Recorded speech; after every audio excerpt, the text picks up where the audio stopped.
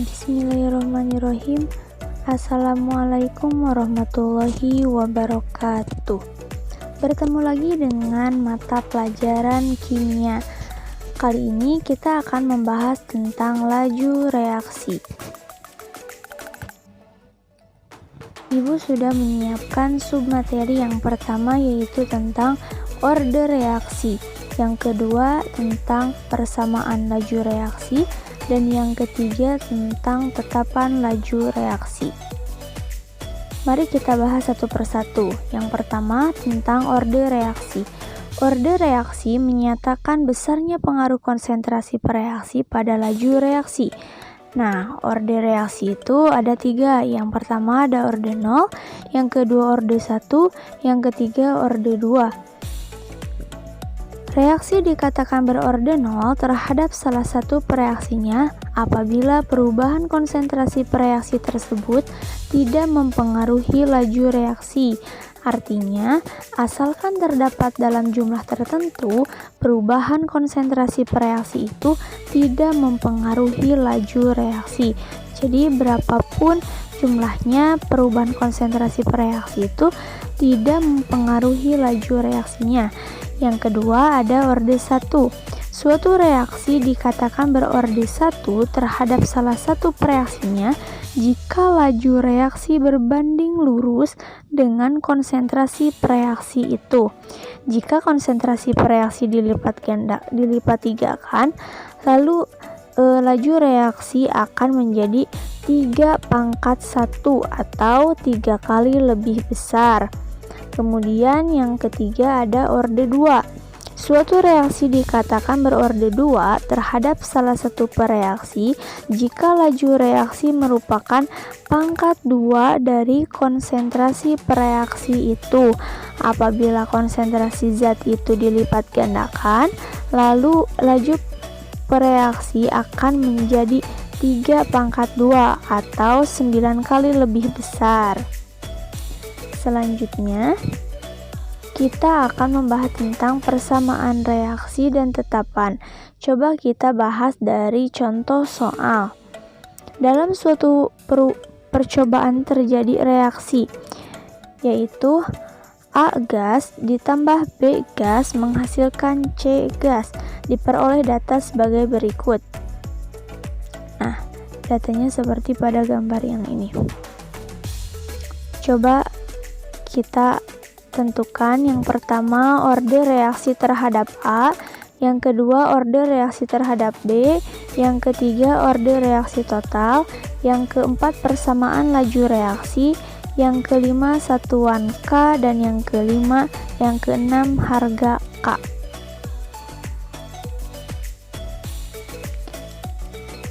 Nah, kita bahas yang pertama. Order reaksi terhadap A, maka ketentuannya yaitu B harus tetap. Jadi ketika kita akan menentukan order reaksi terhadap A, terhadap ini, maka kita harus mencari dulu nilai konsentrasi dari B yang nilainya tetap. Nah, kita lihat di sini yang tetap yang mana, yang percobaan 2 dan 3. Maka kita masukkan ke dalam rumus. Delta A pangkat M sama dengan delta V. Nah, kita ubah A-nya berarti A2 per A3, karena tadi yang mempunyai nilai tetap di B-nya itu yang percobaan 2 dan 3. Nah, kita masukkan nilainya dari yang A yaitu 0,1 per 0,2, dan yang B V-nya dan yang V yaitu pada percobaan 2 dan 3 8/16. Kita hitung 1/2 pangkat M sama dengan 1/2, maka M sama dengan 1. Selanjutnya order reaksi terhadap B, maka tadi sebaliknya, yaitu ketika kita akan menentukan order reaksi terhadap B, kita harus lihat dulu konsentrasi di dalam yang A yang nilainya tetap, yaitu pada percobaan 1 dan 2 yang itu nilainya sama 0,1. Maka kita langsung masukkan ke dalam rumus. Nah, B-nya B1 per B2 karena yang tetap pada konsentrasi A yaitu pada percobaan 1 dan 2, sehingga kita masukkan nilai dari yang B-nya yaitu 0,1 per 0,2 dan yang V-nya 2 per 8, sehingga menghasilkan 1 per 2 pangkat M sama dengan 1 per 4, N sama dengan 2. Selanjutnya kita cari order reaksi total. Order reaksi total yaitu M ditambah N. Tadi nilai M-nya 1 dan nilai N 2, sehingga menghasilkan order reaksi totalnya yaitu 3. Selanjutnya ada persamaan laju reaksi. Kita telah membahas pengaruh konsentrasi terhadap laju reaksi secara kualitatif pada pertemuan minggu lalu. Nah, pada subbab ini kita akan dibahas pengaruhnya secara kuantitatif. Hubungan kuantitatif antara konsentrasi reaksi dengan laju reaksi dinyatakan dalam suatu persamaan, yaitu persamaan laju reaksi. Nah, persamaan laju reaksinya yaitu V sama dengan K, konsentrasi A pangkat 1, konsentrasi B pangkat 2, seperti pada nilai yang tadi sudah dihitung. Selanjutnya kita akan membahas tentang satuan K dengan rumus V sama dengan K konsentrasi A pangkat 1 konsentrasi B pangkat 2.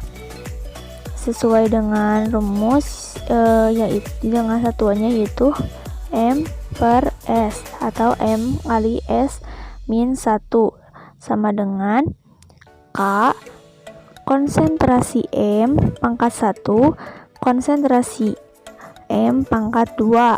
Nah, kita mengasumsikan konsentrasinya ini dengan satuan molar, Nah, sehingga kita dapat nilainya itu K sama dengan MS min 1 per M pangkat 3, sehingga K sama dengan M pangkat min 2 S pangkat min 1. Nah, kita selanjutnya membahas tentang harga K. Rumusnya yaitu V sama dengan K konsentrasi A pangkat 1 kali konsentrasi B pangkat 2. Dari percobaan nomor 1 akan didapatkan yang tadi dalam persamaan reaksi yaitu V sama dengan K konsentrasi A pangkat 1 konsentrasi B pangkat 2. Nilai V-nya yaitu 2. Kita coba yang ini, percobaan pertama.